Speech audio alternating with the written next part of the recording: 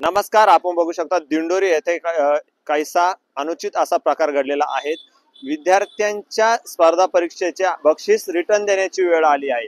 हा प्रकार नेमका काय आहे तर 2-3 दिवसापूर्वी वृत्तपत्र स्थानिक वृत्तवाहिन्याला देखील या प्रकारची बातमी प्रसिद्ध झाली. विद्यार्थी हे शिक्षकांचेच मुलं असल्याचंही समोर आलं आहे. या संदर्भात आपल्याशी बोलण्यासाठी शिवसेनेचे उद्धव ठाकरे गटाचे प्रतिनिधी आहे. आपण त्यांच्याशी चर्चा करणार. नाव काय तुमचं? योगेश माधवराव बर्डे. काय सांगाल, हा नेमका प्रकार काय, वृत्तपत्रात जी बातमी प्रसिद्ध झाली त्याबाबत काय सांगाल? अतिशय धक्कादायक असा प्रकार त्या ठिकाणी वृत्तपत्राच्या माध्यमातून आम्हाला त्या ठिकाणी समजला की जर अशा पद्धतीने खेळामध्ये सुद्धा लहान मुलांच्या स्पर्धांमध्ये सुद्धा जर राजकारण होणार असेल तर खऱ्या अर्थानं खरे जे खेळाडू आहेत ते पुढे येतील का, हा खऱ्या अर्थाने प्रश्न आहे. आणि शिक्षकांचीच मुलं खेळाडू, त्यांनी खेळाडू असणं याच्यात गैर नाही, परंतु त्यांचा त्या ठिकाणी त्या शाळेशी संबंध नसताना ते त्या स्पर्धेत खेळवले जात आहे. हे शाळेचे विद्यार्थी म्हणून प्रत्यक्ष ते त्या शाळेचे विद्यार्थी नाही आणि त्यांचेच प्रशिक्षक, त्यांचे ते शिक्षक आणि त्यांचे वडीलच प्रशिक्षक आणि तीच मुलं, त्यांचीच मुलं एक नंबर येतात. म्हणजे खऱ्या अर्थाने जी इतर मुलं खेळली मग त्यांच्यामध्ये खेळाडू म्हणून ते गुण नव्हते का, हा खऱ्या अर्थाने प्रश्न त्या ठिकाणी निर्माण होतोय. आणि जर त्यांचेच वडील प्रशिक्षक आणि तीच मुलं जर पहिल्या नंबरने येतात तर निश्चितपणानं या खेळामध्ये, या स्पर्धांमध्ये हा 100% हा भ्रष्टाचार, वशिलेबाजीच या माध्यमातून त्या ठिकाणी झालेली दिसते. तर माझी आपल्या माध्यमातून या ठिकाणी गट विकास अधिकाऱ्यांना त्या ठिकाणी विनंती असणार आहे, आम्ही वेळ पडली तर त्या ठिकाणी सिओनच्याही या विषयामध्ये आम्ही भेट घेणार आहोत.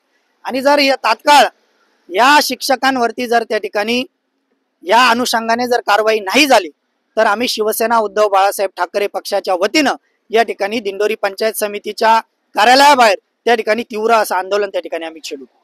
हा जो प्रकार घडलेला आहे, हा प्रकार बक्षीस त्यांनी रिटर्न देखील दिलेले आहे, परंतु हे विद्यार्थी दुसऱ्या तालुक्यातले होते आणि स्थानिक जे विद्यार्थी आहेत ते यापासून वंचित राहिलेले आहेत. पालकांच्या तक्रारी आहे का कारवाई झालीच पाहिजे, परंतु अद्यापपर्यंत कुठल्याही प्रकारची कारवाई झालेली नाही.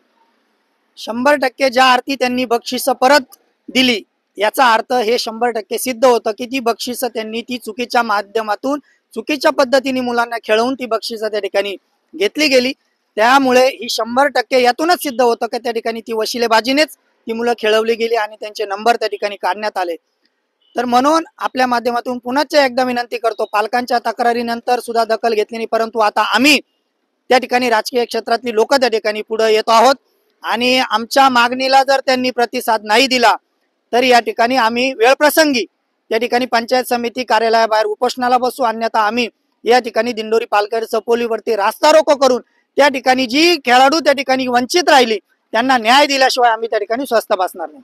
आपल्यासोबत दुसरे प्रतिनिधी, नाव काय तुमचं? शामिरे. काय सांगाल, हा जो प्रकार घडलेला आहे हा अतिशय अनुचित प्रकार आहे आणि असले प्रकार जर होत असतील तर शिक्षण देशाला देखील काळेवाग असणारी घटना आहे. काय होतंय, ऑलरेडी दिंडोरी तालुका हा आदिवासी बहुल आहे आणि आदिवासी भागातल्या मुलांचं शैक्षणिक करिअर घडवणं ही 100% जबाबदारी शाळांची आहे. आणि शाळांची जबाबदारी असताना शिक्षकांनी त्या मुलांचा आत्मविश्वास वाढवणं, मुलांमध्ये गुण जे आहे ते वाढीस लावणं ही प्राथमिक जबाबदारी प्रत्येक शिक्षकाची असते. परंतु आपण जो आता प्रकार, आपण ज्या विषयावरती चर्चा करतो आहोत की स्पर्धेमध्ये मुलांचा आत्मविश्वासच काढून घेतलाय. शिक्षक हा आई वडिलांनंतर किंवा आई वडिलांच्या आधीचा गुरु मानला जातो, आईनंतर किंवा वडिलांनंतरचा. आणि आपण बिनधास्तपणे आपली मुलं त्यांच्या ताब्यामध्ये देऊन मोलमजुरीला जाणारी आमची लोक किंवा शेताची कामं करणारी आमची लोक ही शिक्षकांवर विसंबून असतात. परंतु कुठल्या तरी छोट्या मोठ्या स्वार्थापोटी जर त्या मुलांचं ह्या वयामध्ये आत्मविश्वासच संपणार असेल, त्यांच्यामध्ये असणारी जी काही जिद्द आहे ती संपणार असेल, तर हा एक गुन्हा आहे की तुम्ही त्या माणसांमध्ये त्यांची असणारी उपजत वृत्ती संपवतात. आणि हा गुन्हा एका शिक्षकाने करावा ही खूप लाजिरवाणी गोष्ट या तालुक्यात घडली. मी आपल्या चॅनलच्या माध्यमातून सांगू इच्छितो की त्यांनी जरी ती बक्षिसी परत केली असेल किंवा अजूनही पुढे जाऊन माफीनामे येतील, अजूनही पुढे जाऊन बऱ्याचशा गोष्टी त्या लपवण्याचा आणि दाबण्याचा प्रयत्न केला जाईल, परंतु मी मानतो की याची सर्वस्वी जबाबदारी त्या विभागाचे असणारे प्रमुख असतील.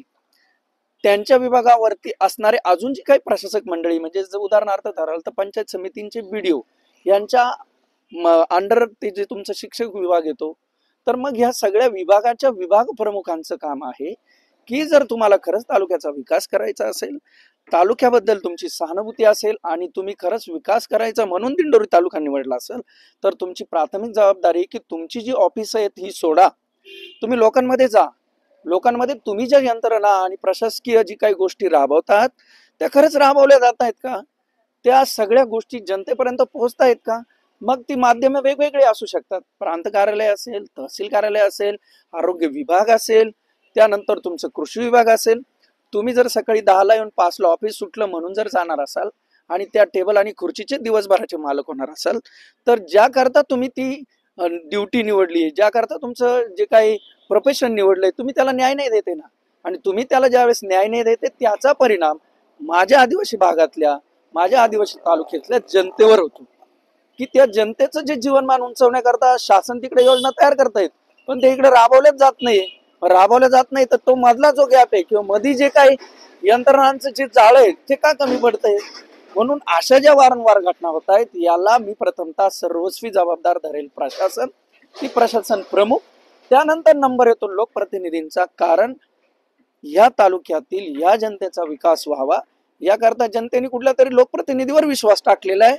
त्या लोकप्रतिनिधीला त्यांनी त्या स्थानावरती बसवलंय का तुम्ही आमचे काम करण्याकरता जा.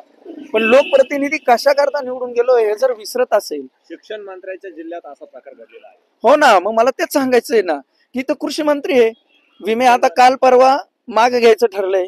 इथं शिक्षण मंत्री आहे, शिक्षण मंत्र्यांनी याची काय दखल घेतली बघा ना तुम्ही. ती गोष्ट होऊन आज 2 दिवस झाले, पण कुठलीही शिक्षण मंत्र्यांनी त्यावरती प्रतिक्रिया दिलेली नाही. मग हे मंत्रीपद तुम्ही जनतेकरता घेतले, तुमच्याकरता घेतलंय का जनतेला फसवण्याकरता घेतलंय, हे सुद्धा मोकळं केलं पाहिजे. इथं एक मंत्री आहेत कॅबिनेट मंत्री, या मंत्र्यांकडे त्याची दखल झाली काही बघितलं पाहिजे ना. या गोष्टी राजकारण करण्याच्या नसून जनहिताच्या, जनतेच्या योजना आहेत. याच्याकडे जर तुमचं लक्ष जाणार नसेल तर कशाला पाहिजे ती मंत्रीपद, कशाला लोकप्रतिनिधी हवायत. हे सगळं जनताच करू शकते ना. आणि तुमचं जर त्याच्यावरती कंट्रोल नसेल त्या प्रमुखांवरती, तर मग ते प्रमुख इथं आरामाला आलेत का. जसं महाबळेश्वरला सुट्टी काढून येतात तसं दिंडोरी हे ठिकाण झालंय का लोकप्रतिनिधींकरता, की नाही इतर ठिकाणी नाही होते, 10 किलोमीटर नाशिकहून यायला लागतं, अगदी जवळ आहे, 10 ते 5 पाठी टाकायची घरी जायचं, म्हणून निवडलंय का हे थंड हवेचं ठिकाण म्हणून. याचा जबाब कुठेतरी घेतला पाहिजे. मी तर म्हणेल तुम्ही जसं आता मध्ये खासदारांनी तुमची आढावा बैठक घेतली, मी तर सांगेल इथल्या प्रतिनिधींनी, नामदारांनी सुद्धा इथं एखादी बैठक घेतली पाहिजे, आमसभा घेतली पाहिजे, इथल्या सगळ्या प्रशासनाला बोलवलं पाहिजे आणि विचारलं पाहिजे हे काय होतंय. आपण बघू शकता शिक्षण मंत्र्यांच्या तालुक्यात तसेच जिल्ह्यात असे प्रकार जर घडत असतील तर हे अतिशय निंदनीय आहे. शिक्षण मंत्र्यांनी यावरती कडकात कडक कारवाई केली पाहिजे अशी देखील मागणी कार्यकर्त्यांकडून तसेच एका पक्षाच्या पदाधिकाऱ्यांकडून देखील केली जात आहे.